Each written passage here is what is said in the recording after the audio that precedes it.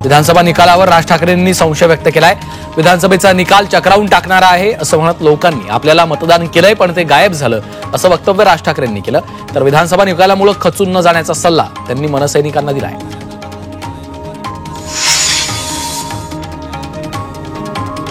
विधानसभेचा निकाल चक्रावून टाकणारा असल्याचं वक्तव्य राज ठाकरेंनी केलंय। या विधानसभा निकालामुळे मनसैनिकांना खचून न जाण्याचा सल्ला त्यांनी दिला।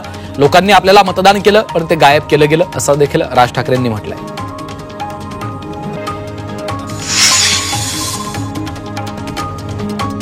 राज ठाकरेंनी विधानसभा निवडणुकीवर शंका उपस्थित केली आहे, त्यावर नाना पटोले यांनी प्रतिक्रिया दिली। राज ठाकरेंनी ईव्हीएमवर शंका उपस्थित केली आणि आपण त्यांच्या भूमिकेचं समर्थन करत असल्याचं नाना पटोले यांनी म्हटलं।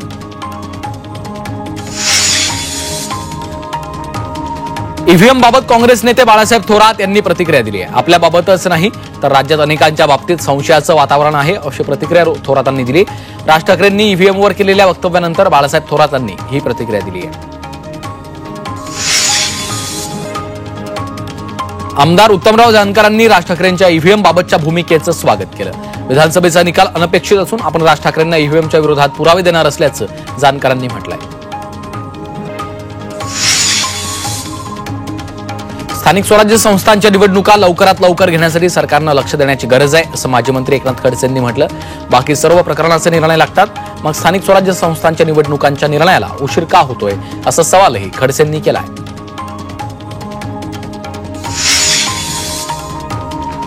शिवसेना भाजप युती तुटण्यास अमित शहा जबाबदार आहेत असा आरोप खासदार संजय राऊतांनी केलाय। चंद्रकांत पाटलांनी युती होण्याविषयीचं ज्या भावना व्यक्त केल्या आहेत त्याबद्दल त्यांनी आभार मानले। दरम्यान पुढे काय घडणार आम्हाला माहिती आहे, त्यामुळे आम्ही वेट अँड वॉचच्या भूमिकेत आहोत असं राऊतांनी म्हटलंय।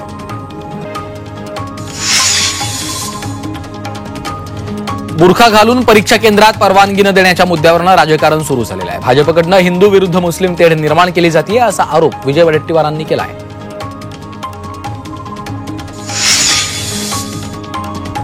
नवी मुंबईत काँग्रेसच्या फुटीनंतर जिल्हाध्यक्षपदी अरविंद नाईकांची नियुक्ती करण्यात आली। विविध प्रश्नांवर आगामी काळात काँग्रेस आक्रमकपणे आपली भूमिका मांडणार असल्याचं अरविंद नाईक यांनी म्हटलंय। तर पक्ष वाढीसाठी प्रयत्न करणार असल्याचंही त्यांनी सांगितलं। वाशिमचे मनसे जिल्हाध्यक्ष मनीष डांगे यांनी जिल्हाध्यक्ष पदाचा राजीनामा दिलाय। तर डांगे यांच्यासह त्यांच्या समर्थकांनी मनसे सोडण्याचा निर्णय घेतला। अंतर्गत मतभेदांमुळे राजीनामा देत असल्याचं मनीष डांगेंनी म्हटलंय। मावळमध्ये राष्ट्रवादीतील 8 कार्यकर्त्यांवर निलंबनाची कारवाई करण्यात आली आहे। विधानसभा निवडणुकीत आमदार सुनील शेळकेंच्या विरोधात प्रचार केल्यानं 8 जणांना निलंबित केलं। तर पुणे जिल्हा परिषदेचे माजी सभापती आणि पुणे जिल्हा राष्ट्रवादी युवक काँग्रेस अध्यक्षावर निलंबनाची कारवाई केली आहे।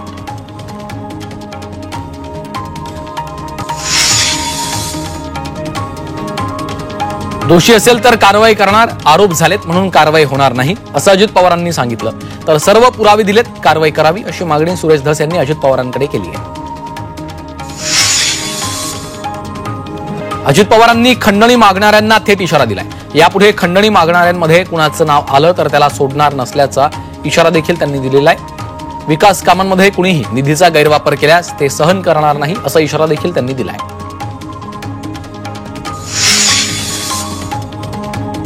बीड जिल्ह्याला स्वच्छ करायचं असेल तर मंत्र्याचा राजीनामा घ्या, अगोदर खंडणी मागणाऱ्यांवर मकोका लावा अशी मागणी काँग्रेस नेते विजय वडेट्टीवारांनी केली आहे। बीडमध्ये भ्रष्टाचाराची मोठी यादी आहे असा आरोपही त्यांनी केला आहे।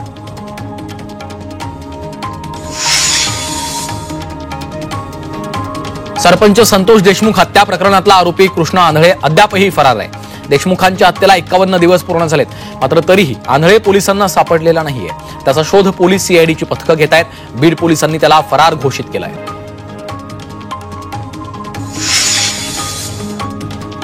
वाल्मिक कराडच्या आजार आणि उपचारांची चौकशी करण्यात आली आहे। आरोग्य विभागाच्या आदेशानंतर लातूर उपसंचालक कार्यालयातील 2 सदस्यीय पथकानं बीडमध्ये जाऊन आजारासंबंधी माहिती घेतली।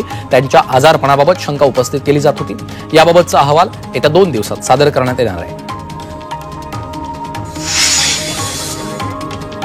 परभणीत आज वंचित बहुजन आघाडीच्या नेतृत्वात संविधानप्रेमी नागरिकांकडून जन आक्रोश मोर्चा काढण्यात आला। सोमनाथ सूर्यवंशींच्या कुटुंबाला न्याय मिळाला नसल्यानं हा मोर्चा काढलाय। या मोर्चात सोमनाथचे कुटुंबीय देखील सहभागी होणार आहे।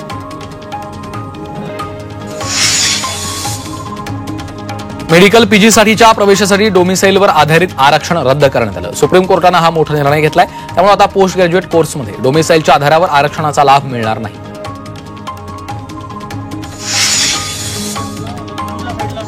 पुण्यातील तळेगाव नगर परिषदेकडनं माझी वसुंधरा अभियानाच्या अंतर्गत आपत्ती व्यवस्थापन प्रशिक्षण देण्यात आलं. मुख्याधिकारी विजयकुमार सरनाईक यांच्या मार्गदर्शनाखाली आपत्ती व्यवस्थापन प्रशिक्षण आयोजित केलं होतं. या प्रशिक्षणामध्ये पाणी आपत्ती बचाव व्यवस्थापनाचे धडे दिले. मुंबई महापालिका अर्थसंकल्प पर्यावरण प्रदूषण बेस्टसाठी ठोस उपाययोजना करणार आहे. 2025-26चा अर्थसंकल्प 3 फेब्रुवारीला सादर होणार आहे. या अर्थसंकल्पात प्रदूषण रोखण्यासाठी तसंच बेस्टसाठी ठोस उपाययोजनांची भरीव तरतूद केली जाण्याची शक्यता आहे.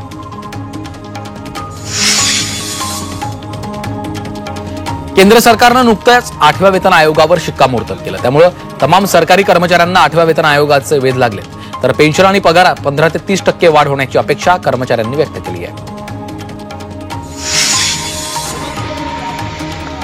अमरावतीमध्ये 5 दिवसीय 52वे राज्यस्तरीय बाल वैज्ञानिक प्रदर्शन सुरू झाले.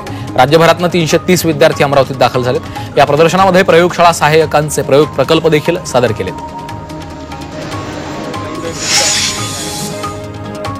वर्ध्यातील तीर्थक्षेत्र घोराडमध्ये संत केजाजी महाराज पुण्यतिथी उत्सवाच्या निमित्तानं दीपोत्सव साजरा करण्यात आला. या सोहळ्यासाठी मंदिरात रोषणाई करण्यात आली होती. तर नागरिकांनी देखील मोठ्या संख्येने गर्दी केली होती.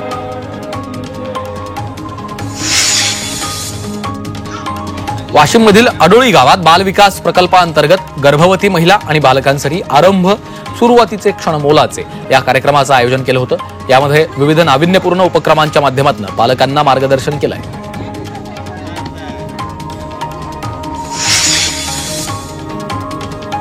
महाकुंभ मेळ्यात झालेली चेंगराचेंगरी 30 भाविकांचा मृत्यू झाल्यानंतर आता यूपी सरकारनं महाकुंभ परिसरात सर्व प्रकारच्या वाहनांवर 4 फेब्रुवारीपर्यंत बंदी घातली आहे. तर व्हीव्हीआयपी पास रद्द करण्यात आले असून कोणत्याही विशेष पासद्वारे वाहनांना प्रवेश मिळणार नाही. वाहन जिल्ह्याच्या सीमेवर थांबवले जातील.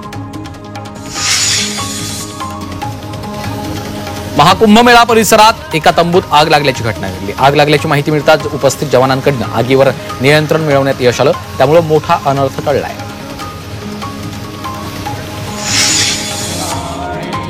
दादरमधील सिद्धिविनायक मंदिरात माघ शुद्ध प्रतिपदेचा पहिला दिवस म्हणजेच माघी उत्सवाच्या निमित्तानं फुलांची सजावट करण्यात आली आहे. तसंच बाप्पांना संत्र्यांच्या फळाची आरास केली आहे. माघी उत्सवाच्या निमित्तानं भाविकांची दर्शनासाठी मंदिरात गर्दी झाली.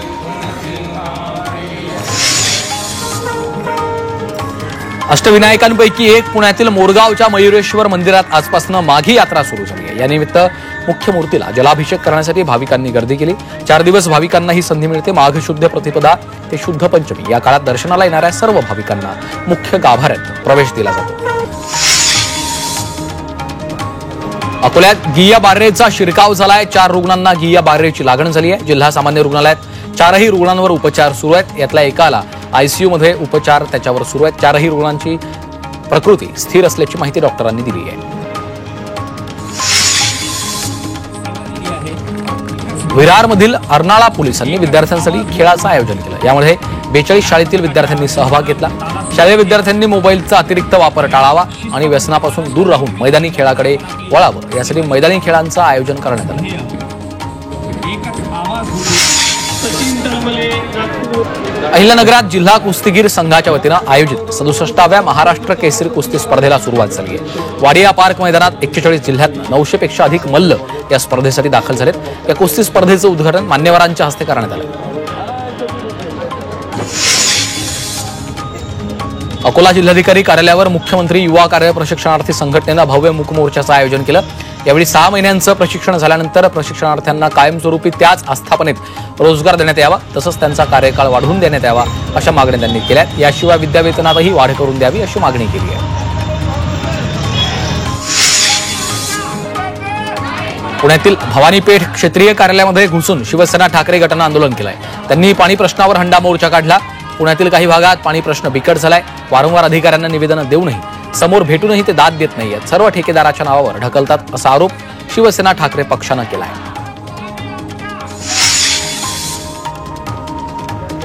पुण्यात महात्मा गांधींच्या पुतळ्यासमोर ज्येष्ठ सामाजिक कार्यकर्ते बाबा आढाव यांनी मूक आंदोलन केलंय.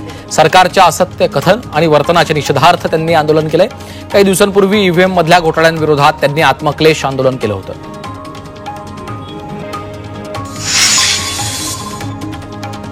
चंद्रपुरात महात्मा गांधी पुण्यतिथी निमित्त महापालिकेतील भ्रष्टाचाराच्या विरोधात आंदोलन करण्यात आलं.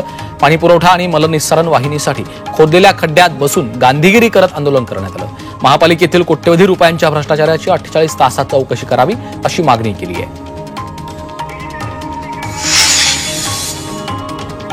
सांगलीत शिवसेना ठाकरे पक्षानं आंदोलन केलं आहे. प्रीपेड वीज मीटर विरोधात आंदोलन करण्यात आलं.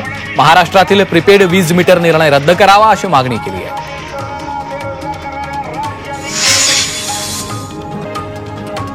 पुणे नाशिक महामार्गावरील राजगुरुनगर इथं शिवसेना उद्धव बाळासाहेब ठाकरे पक्षानं रास्ता रोको आंदोलन केलं आहे. एसटीच्या दरवाढी विरोधात हे आंदोलन केलं. यावेळी राजगुरुनगर बसस्थानकासमोर बस रोखण्यात आल्या.